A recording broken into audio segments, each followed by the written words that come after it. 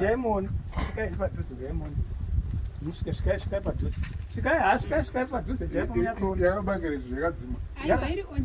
Iri on. Adongorera poto. Oh eh.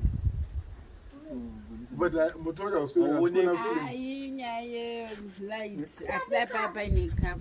Okay. Waibudise ka blue light. Unoputsa ka blue. Blue light. Liters.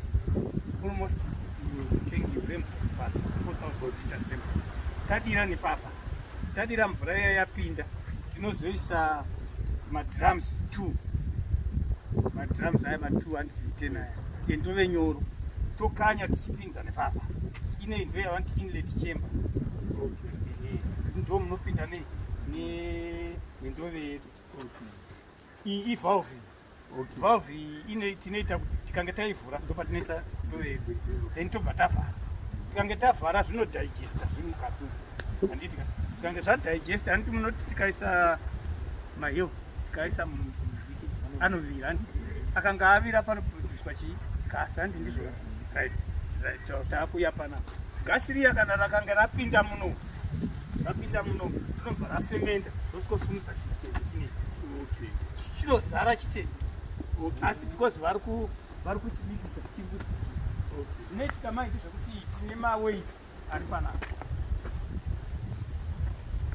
takaisa kwaona akatowanda batai mumusoro mhepo ikaiswa muplastic mukavhara mukapresa chii chinoitika chinoda kuputika handiti saka mhepo iri umu inofanirwa kuti kana tikange tikaisa maweights ayo chine chakutsiva chobva mhepo iya yotsvaga kwekubuda napo handi ndizvoka saka mhepo iya inozouya nekuno yauya kuno pane filter iyo nezvamukumbonzwa kana kuno pane filter iri mumu ine idea 25 kana kuti gallon inodzowa ichidzowa ndichazokutaura kuti zvii zvinoita mhepo yedu iya kune ningikiri chubu mhepo yedu iya ikakomboreswa kuno inobva yatsvaga kwekubuda nako inobva yabuda nekuchubu inei ndo outlet chete yatakaiita yatakaibvumira kuti ikange yakubuda uku yakutoenda takaicherera nepasi